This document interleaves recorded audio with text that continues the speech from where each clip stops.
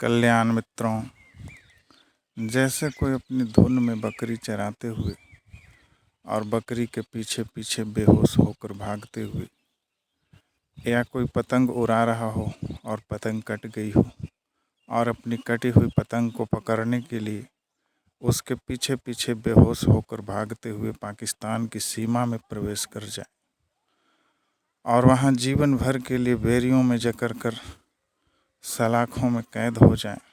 ठीक वैसे ही राग, द्वेष और मोह के पीछे पीछे बेहोश होकर भागते हुए मनुष्य जन्म मृत्यु रूपी सलाखों में कैद हो जाता है।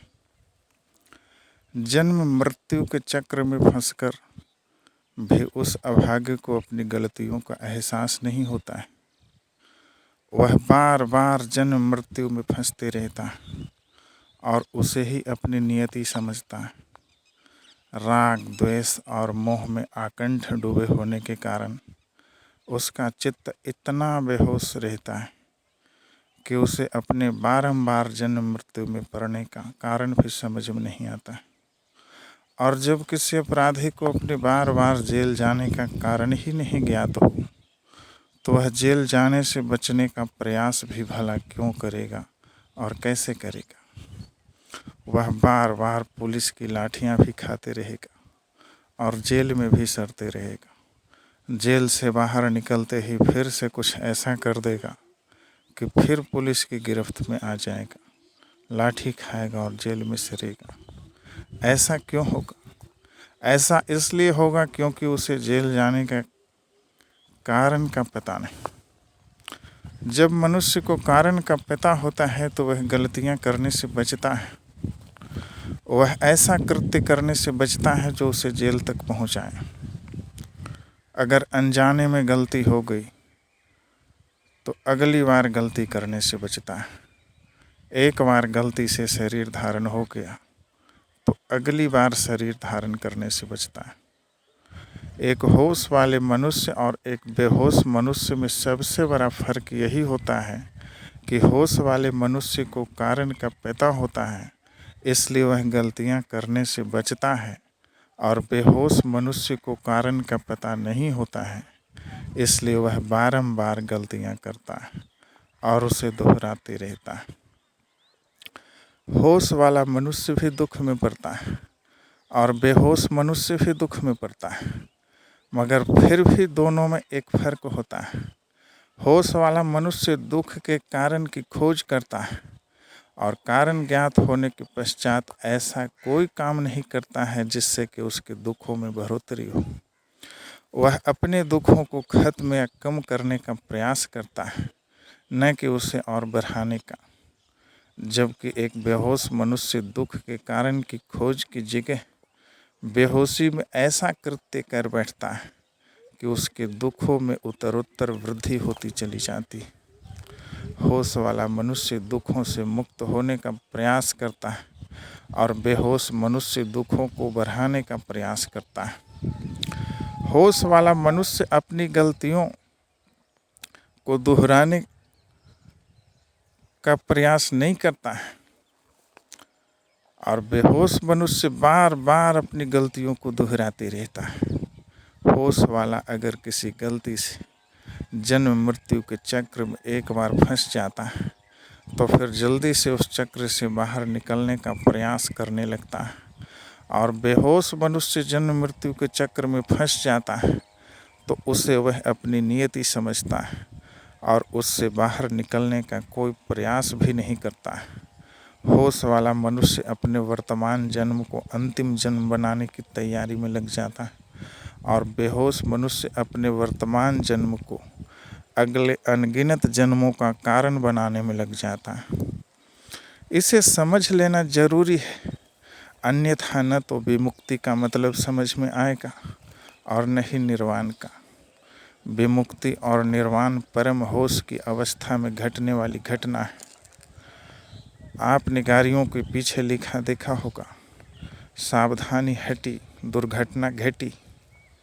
यहाँ भी वही बात है, यहाँ भी दूसरी बात नहीं, मगर जानना होगा कि कौन सी सावधानी हटने पर कौन सी दुर्घटना घटती है होश रूपी सावधानी हटने पर, ध्यान रूपी सावधानी हटने पर और प्रज्ञा रूपी सावधानी हटने पर जन्म मृत्यु रूपी दुर्घटना घटित होती। जन्म मृत्यु का बंधन एक दुर्घटना है और विमुक्ति एक सुघटना। जब मनुष्य होश से दूर जाता है, ध्यान से दूर जाता है और प्रज्ञा से दूर जाता है तो उसे जन्म मृत्यु में धकेला जाता है। याद रखिए, आप भी जन्म मृत्यु में धकेले गए। आपका जन्म, आपकी जन्मभूमि, आपका जीवन, आपके माता पिता और आपके भाई बहन इत्यादि आपका चुनाव नहीं, बल्कि आपकी विवशता है। विवश होकर सब कुछ स्वीकार करना पड़ता है आपको। आपकी मर्जी से कुछ भी हुआ ही नहीं, मगर ऐसा हो सकता है कि आपका अगला जन्म आपकी मर्जी और आपके चुनाव से हो। इस पृथ्वी पर कहाँ आप जन्म लेंगे, कौन आपके माता पिता होंगे, आप गरीब माता पिता चाहेंगे या अमीर माता पिता चाहेंगे, आप सब कुछ अपनी मर्जी और अपने चुनाव के हिसाब से कर सकते हैं। मगर इसके लिए होश की ज़रूरत है, प्रज्ञा की ज़रूरत है। मनुष्य अगर होश को साध ले तो निर्वाण स्वतः घटित हो जाता है। फिर उसके लिए जन्म मृत्यु जैसी घटना असंभव हो जाती है। वह आवागमन के चक्र से मुक्त हो जाता है। यह बात अलग है कि फिर वह अपनी मर्जी और अपने चुनाव से आना चाहे तो उसे कोई रोक नहीं सकता है। अपनी मर्जी से वह जन्म मृत्यु में पड़ सकता है, लेकिन कोई उसे उसकी इच्छा के विपरीत जन्म मृत्यु में धकेल नहीं सकता। लेकिन यह सौभाग्य सिर्फ उन्हें ही मिलता है जो विमुक्त हो चुके हैं, या यूँ कहें कि जिन्होंने निर्वाण प्राप्त कर लिया है। आज मैं आपको एक ऐसी महान स्त्री रत्न की कहानी सुनाऊंगा जिसने अपने जीवन काल में ही होश के सहारे निर्वाण को प्राप्त कर लिया और जन्म मृत्यु के चक्र से मुक्त हो गए। जैसे एक दिए से हजारों दिए जलाए जा सकते हैं, वैसे ही वह भी स्वयं तो विमुक्त हुई ही हजारों को विमुक्त कर दिया। जिन स्त्री को भी उसकी छाया लगी वह अबला से सबला बन गई। आज से कोई 2500 साल पहले श्रावस्ती में चंद्रवाला नाम की एक कन्या हुआ करती थी। वह श्रावस्ती नगर के सेठ आयुसेन की पुत्री थी। घर में किसी चीज़ की कोई कमी नहीं थी।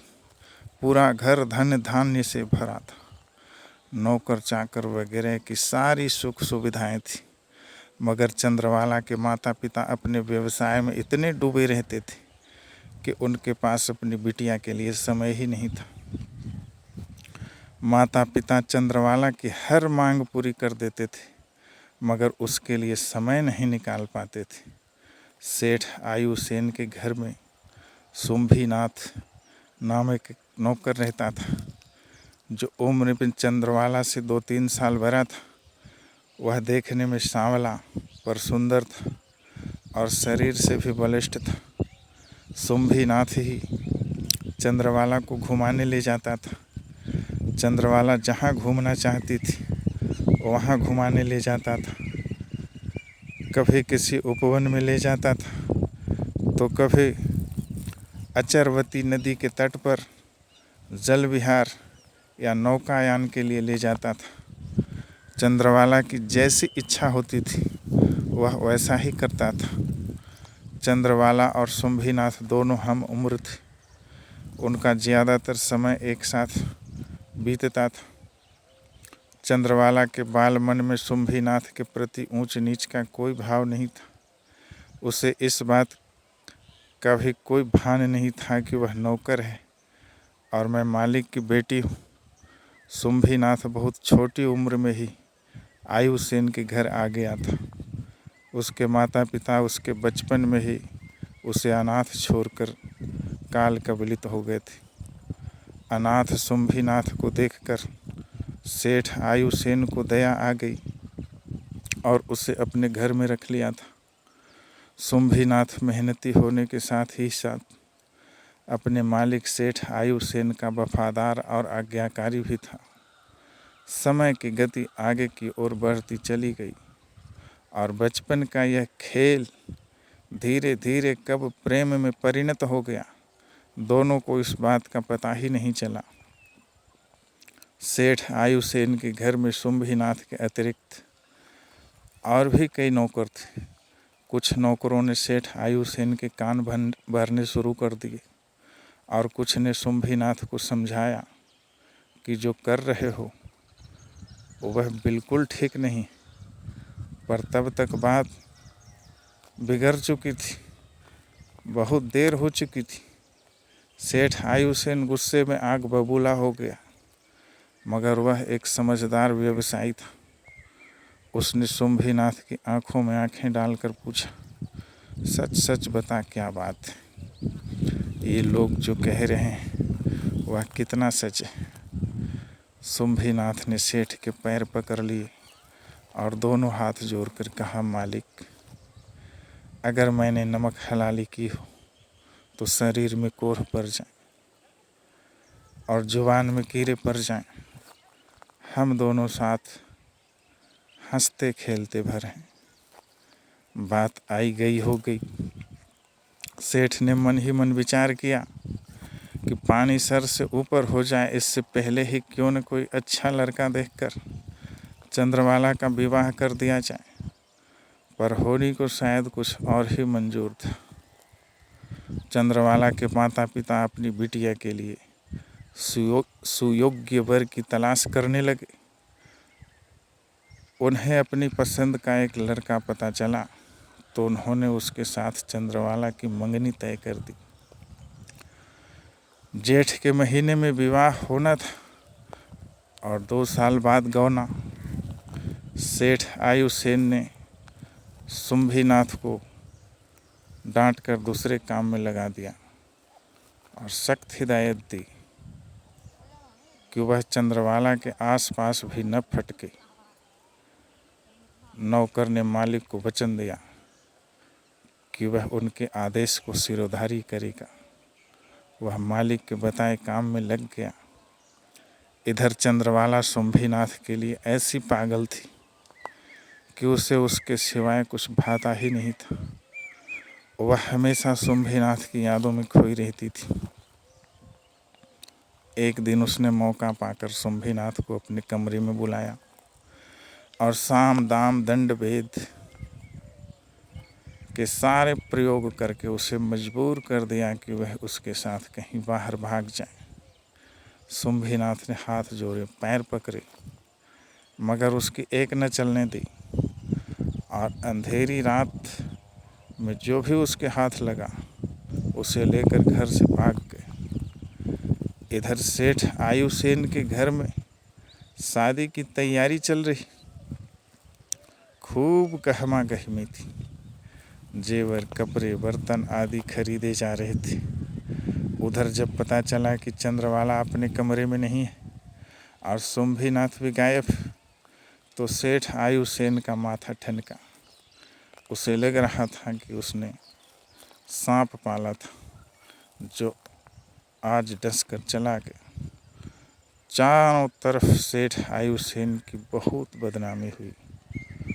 वह अपने को मुंह दिखाने लायक भी नहीं समझने लगा, मगर जो हो गया था उसे लौटाया भी तो नहीं जा सकता था।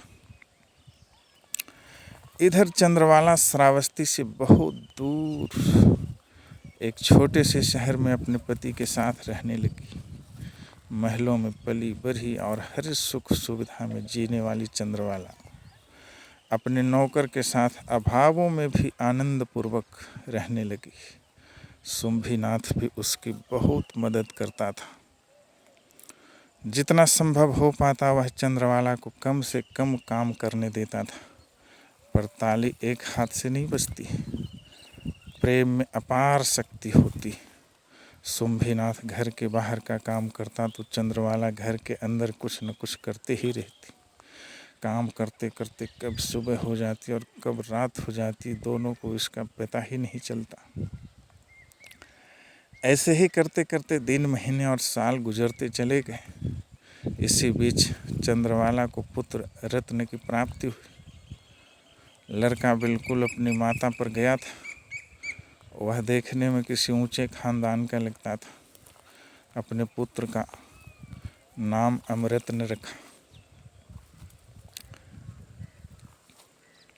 वह सोचती थी कि शायद उसका पुत्र उसके भाग्य को बदल दे। जब अमृतन 2-3 साल का हुआ तो घर की स्थिति काफ़ी दयनीय हो गई थी। कुछ खाने के लिए चावल का एक दाना तक नहीं था। जिस घर को छोड़कर आई थी वहाँ दूध और दही कोई छूता तक नहीं था, और उसका अपना बच्चा पड़ोस से मांग कर लाई हुई छाछ भी बड़े चाव से पीता था। वह अपनी किस्मत को कोसती रहती थी, मगर कर भी क्या सकती थी। इसी बीच वह दूसरी बार गर्भवती हो गई। उसे चिंता सताने लगी कि हम एक बच्चे का ठीक से पेट नहीं भर पाते तो दूसरे का खर्च कहाँ से उठा पाएंगे। पति पत्नी ने सोचा कि अब यहाँ पर गुजारा संभव नहीं है। भूखे मरने से बेहतर है कि श्रावस्ती ही लौटा जाए। श्रावस्ती में उन्हें कोई नहीं अपनाए तो कोई बात नहीं, कम से कम पुत्र को ही रख लें, यही बहुत बड़ा उपकार होगा। यही सोचकर दोनों पति पत्नी घर का थोड़ा बहुत जो भी सामान था उसे साथ लेकर श्रावस्ती की तरफ चल दिए। दिन भर आसमान में बादल छाए रहे, हल्की फुल्की बूंदाबांदी भी हो रही थी। फिर भी वह यह सोचकर आगे बढ़ते ही जा रहे थे कि शाम होने से पहले किसी गांव में रुककर शरण ले लेंगे। पर देखते देखते अचानक से काले काले बादल घिर आए और मूसलाधार बारिश शुरू हो गई। ऐसा मालूम पड़ रहा था मानो आसमान फट पड़ेगा। वर्षा के साथ हवा भी बहुत तीव्र गति से चल रही थी। तीनों जन एक बड़ी सी झाड़ी की ओट में बैठ गए। उन्होंने पेड़ के नीचे बैठना ठीक नहीं समझा, क्योंकि आंधी इतनी तेज थी मानो पेड़ को जड़ से ही उखाड़ती। अब शाम से रात होने लगी और रात ने सारी प्रकृति को ढकना शुरू कर दिया। छुपने के लिए एक झोपड़ी बनाने की बात कहकर शुंभीनाथ बेल की टहनियाँ काटने के लिए जंगल में घुस गया। कोई और चारा था भी नहीं। वह सोच रहा था कि झोपड़ी बन जाएगी तो वर्षा के पानी से कुछ तो राहत मिलेगी। शुंभीनाथ को जंगल जाते देखकर चंद्रवाला का दिल जोर जोर से धड़कने लगा। वह किसी अनहोनी की आशंका से बुरी तरह घबरा उठी थी। देखते ही देखते शुंभीनाथ चंद्रवाला की आंखों से ओझल हो गया। इधर रात भर हवा और बरसात अपना तांडव करती रही। रह रह कर जोरों से बिजली कड़कती और पूरा जंगल प्रकाश से नहा उठता, मगर उस प्रकाश में भी शुंभीनाथ कहीं नजर नहीं आया। इधर चंद्रवाला को प्रसव पीड़ा होने लगी। पिछले कई दिनों से भूखा डरा सहमा अमृतन माँ से लिपट कर सो गया। उसी बरसात और कीचड़ में चंद्रवाला ने दूसरे बच्चे को जन्म दिया। सुबह होते होते बरसात कम हो गई, मगर चारों तरफ पानी ही पानी था। जंगल की तरफ नज़र घुमाई तो देखा कि इधर उधर पेड़ की टहनियाँ टूटी बिखरी पड़ी हुई थी, मानो किसी जंगली हाथी ने यहाँ आकर भयंकर उत्पात मचाया हो। अमृतन की उंगली पकड़कर और नवजात शिशु को गोद में लेकर चंद्रवाला अपने पति को ढूंढने निकल पड़ी। थोड़ी ही दूर आगे बढ़ी थी कि देखा कि पास की झाड़ियों में उसका पति मृत पड़ा है। उसका शरीर नीला पड़ गया था और मुंह से झाग निकल रहा था। ऐसा मालूम पड़ता था मानो उसे किसी विषधर सांप ने डस लिया। चंद्रवाला ने अपना सर पीट लिया और जो लकड़ियाँ उसका पति झोपड़ी बनाने के लिए ला रहा था, उन्हीं लकड़ियों के ढेर से अपने पति को दबाकर अपने भाग्य को कोसती रोती कलपती हुई श्रावस्ती की ओर चल पड़ी। काफ़ी दूर चलने पर उसे अचरबती नदी दिखाई दी, जहाँ कभी वह शुंभीनाथ के साथ जल विहार या नौकायान के लिए आया करती थी। नदी को देखते ही उसे लगा कि वह अपने घर पहुंच गई। उसकी आंखों में उसका घर और गांव की गलियां घूमने लगी। पर यह खुशी भी ज़्यादा देर तक नहीं टिकी। भयंकर बारिश के बाद नदी में इतना पानी आ गया था कि दूसरा किनारा नज़र ही नहीं आ रहा था। चंद्रवाला ने सोचा कि कोई नाविक मिल जाए तो नदी पार कर जाऊं, पर दूर दूर तक कोई मुसाफिर भी नज़र नहीं आया और न ही कोई नाव। खतरा दोनों तरफ था। इस तरफ जंगली जानवर का ग्रास बनने का खतरा था और उस तरफ डूबकर मरने का खतरा था। मगर नदी को अपने धैर्य और सामर्थ्य से पार किया जा सकता था। इसलिए काफ़ी देर तक चंद्रवाला ने नाव और नाविक का इंतज़ार किया। मगर जब शाम होने को आई तो सोचा कि किसी जंगली जानवर का ग्रास बनने से अच्छा है कि किसी तरीके से नदी पार कर ली जाए। उसने अपने नवजात शिशु को एक झाड़ी में छुपा दिया और अपने 3 साल के बेटे अमृतन को अपनी पीठ पर रखकर बांधा और उतर गई उस हरहराती अचरबती नदी को पार करने के लिए। सच में चंद्रमाला बहुत जीवट वाली स्त्री थी। नदी में आधा मील चलने के बाद दूसरे किनारे पर पहुंची और अमृतन को वहां बैठाकर अपने नवजात शिशु को लाने के लिए फिर से नदी में उतर गई। जब वह बीच नदी में पहुंची तो देखा कि उसके छोटे नवजात शिशु को एक गिद्ध कपड़े समेत अपने पंजों से पकड़े हुए पूरा चला जा रहा है। चंद्रवाला दोनों हाथ हिला हिलाकर सी सी सी की आवाज़ करती हुई गिद्ध को डराने की कोशिश करने लगी ताकि वह छोटे बच्चे को छोड़ दे। गिद्ध बीच नदी में फंसी हुई उस अबला नारी से भला क्या डर था, और अगर डरकर नवजात शिशु को ऊपर से छोड़कर गिरा भी देता तो भी उसके बचने की कोई संभावना नहीं थी। मरना ही तय था। गिद्ध नवजात शिशु को पंजों से पकड़कर उड़ता ही चला जा रहा था। देखते ही देखते गिद्ध और नवजात शिशु दोनों आंखों से ओझल हो गए। बेचारी चंद्रवाला सी सी सी की आवाज़ करती रही। इधर दूसरी तरफ अमृतन ने अपनी माँ को सी सी सी की आवाज़ करते सुना तो उसे लगा कि उसकी माँ उसे ही बुला रही है। वह अपनी माँ के पास जाने के लिए हाथ पैर हिलाने लगा और किनारे से गिरकर नदी की तरफ लुढ़क गया और नदी की तेज धारा में बह गया। चंद्रवाला अपनी छाती पीटने लगी।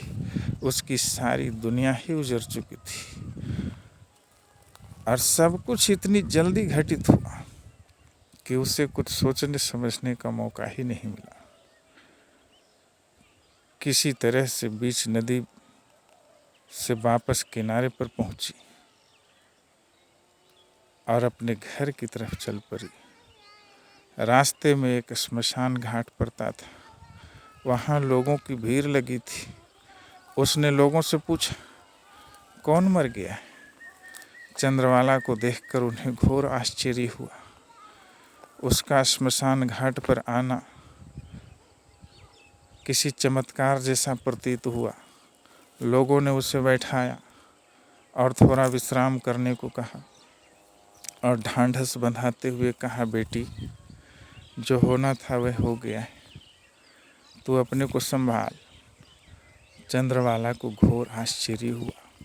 वह सोचने लगी कि मैंने तो अभी तक इन्हें अपना दुख भी नहीं बताया है। भला फिर ये किस दुर्घटना की बात कर रहे हैं। वहाँ उपस्थित लोगों से पूछा तो पता चला कि रात में बहुत बड़ा तूफान आया था, जिसमें उसका 5 मंजिला मकान गिर गया और चंद्रवाला का पूरा परिवार और नौकर चाकर सब के सब दबकर मर गए। उन्हीं का दाह संस्कार करने के लिए लोग स्मशान घाट पर आए थे। अब काटू तो खुद नहीं। चंद्रवाला जोर से चीख मारकर बेहोश हो गई और गिर पड़ी। लोगों ने उसे एक वृक्ष के नीचे लिटा दिया और पंखा झलने लगे। अपने ही नौकर के साथ भाग जाने के कारण जिन लोगों ने उसे कुल्टा और न जाने किस किस पदवी से नवाजा था, आज उनका हृदय भी चंद्रवाला के दुख को देखकर फटने लगा। लोग कहने लगे, भगवान इतने छोटे कसूर की इतनी बड़ी सजा क्यों दे रहा है। पर तब तक बहुत देर हो चुकी थी। चंद्रवाला को थोड़ा होश आया तो वह लोगों की पकड़ से छूटने के लिए बेचैन हो उठी। अपने बाल नोचने लगी, उसमें मिट्टी डालने लगी, अपने कपड़े फाड़ने लगी और जंगल की ओर भाग गई। लोगों को दया आई, मगर इस संसार में उसका अब था ही कौन जो उसके पीछे पीछे चलकर उसका ध्यान रखता। इसलिए स्मशान घाट पर उपस्थित लोगों ने भी उसे उसके ही हाल पर छोड़ दिया। चंद्रवाला को कोई कुछ खाने को दे देता तो खा लेती। उसे अपने शरीर का होश नहीं था। वह नग्न होकर श्रावस्ती की गलियों में घूमने लगी। उसे देखकर छोटे छोटे बच्चे उसका पीछा करते और उस पर पत्थर फेंकते थे, जिससे उसके सर से खून निकलने लगता था। बच्चों ने उसका जीना हराम कर दिया था। चंद्रवाला कभी जोर से हंसती तो कभी जोर से रोती। उसका जीवन बड़ा दुष्कर हो गया था। जिन दिनों भगवान बुद्ध जेतवन आए हुए थे और अपनी गंधकुटी के बाहर सुबह का सत्संग कर रहे थे, उसी समय एक दिन चंद्रवाला अचानक से जेतवन की ओर निकल गई। हजारों उपासक और भिक्षुगण भगवान के अमृत वचन का रसपान कर रहे थे। अचानक चंद्रवाला को देखकर सारे लोग हड़बड़ा गए। उन्हें लगा कि कहाँ से आ गई, सब गड़बड़ कर देगी। कुछ भिक्षुओं ने चंद्रवाला को रोकने की कोशिश की, पर महाकारुणिक भगवान ने उन्हें ऐसा करने से मना कर दिया। लोगों को लगा कि पता नहीं अब आगे क्या होगा। सबकी सांसें बंद हो गई थी, मानो दिलों ने धड़कना बंद कर दिया। चारों तरफ एक जीवंत शांति फैल गई। भगवान ने चंद्रवाला पर करुणा बरसाते हुए उसे पुकारा, आओ मेरी पुत्री, मेरे पास आओ, यहाँ बैठो। भगवान की पुकार सुनकर चंद्रवाला के चेहरे पर एक चमक सी फैल गई। उसकी बेहोशी टूटने लगी। साकार होश के सामने बेहोशी भला कितनी देर तक टिकती। वहाँ उपस्थित हजारों लोगों ने महसूस किया कि उसका मुर्दा चेहरा जीवंत होता जा रहा था। भगवान की ओर बढ़ते हुए उसके कदम एक नृत्यांगना की तरह संगीत बिखेर रहे थे, मानो उसके पैरों में आनंद का सागर उतर आया हो। वह भगवान के पास पहुंची और उनके चरणों में सर रखकर फपक फपक कर रोने लगी और कहने लगी, भगवान, मेरे पति को विषधर सांप ने डस लिया और मेरे दोनों छोटे छोटे बच्चे मेरी आंखों के सामने ही मारे गए। मेरे माता पिता और बंधु बांधव सभी जलकर खाक हो गए। अब मेरा कोई नहीं है इस दुनिया में, मेरी रक्षा करें भगवान। भगवान ने उसके सर पर हाथ रखते हुए कहा, भगिनी, स्मृति लाभ कर, होश संभाल। भगवान की वाणी सुनकर उसे अपने तन का होश आने लगा। जैसे जैसे उसे अपने तन का होश आने लगा, वैसे वैसे वह अपने अंगों को समेटने और छुपाने लगी। उसने अपने दोनों हाथ अपने सीने पर रख दिए और नजरें झुका ली।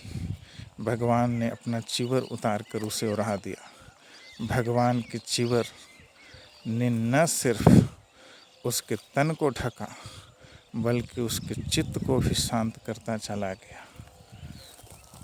तभी से उसका नाम पड़ गया पटाचारा। भगवान ने पटाचारा को समझाते हुए कहा, पुत्री होश संभाल, यह संसार क्षणभंगुर है। संसार में माता पिता भाई बंधु और प्रियजनों का साथ भी क्षणभंगुर है।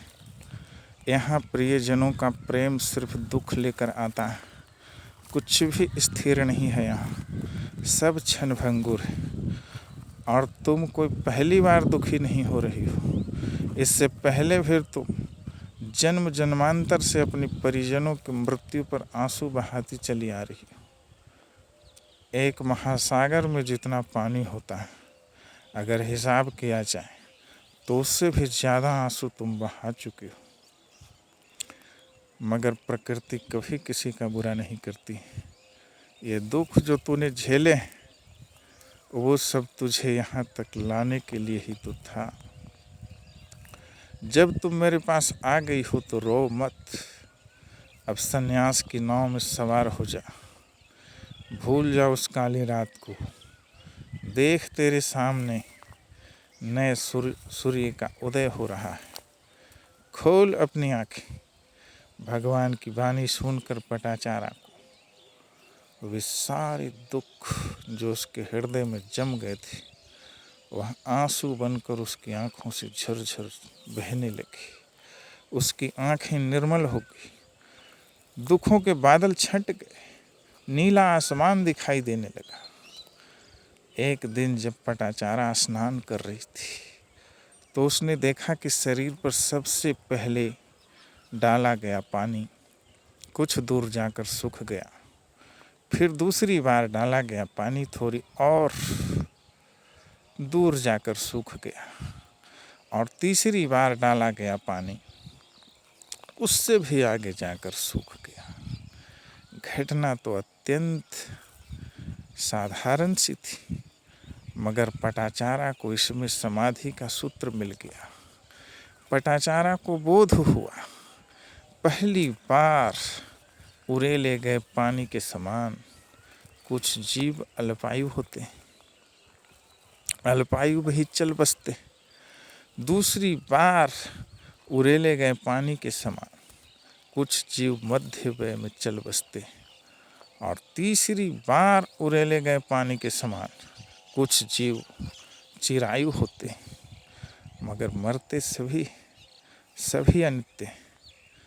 इस बोध के कारण पटाचारा प्रज्ञा से भर गई। उसके रोम रोम में जागृति समाहित हो चुकी थी। अब वह पहले वाली चंद्रवाला न रही। उसके सामने अंधकार के बादल छंट चुके थे और चारों तरफ स्वर्णिम प्रकाश फैल चुका था। पटाचारा ने स्वयं को ध्यान की नदी में छोड़ दिया और ध्यान की नदी उसकी चेतना को अनंत सागर की ओर लेकर चली गई। पटाचारा विमुक्त हो गई।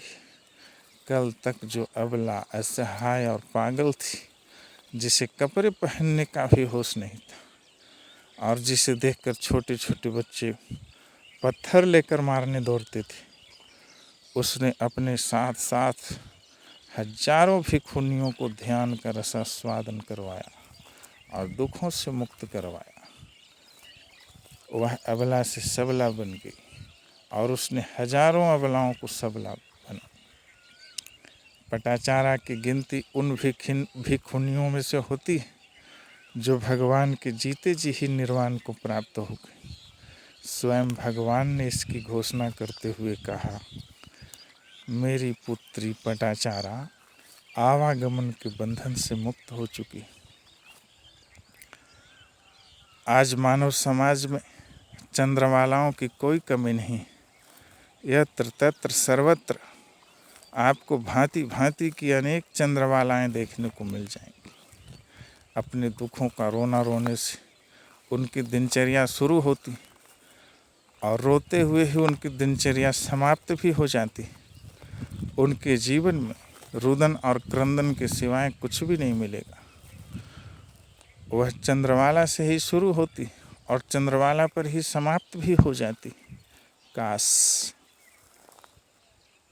आज की चंद्रवाला पर समाप्त न होकर पटाचारा की तरफ एक कदम बढ़ाते तो वह स्वयं भी दुख मुक्त हो जाएगी और अपने इर्द गिर्द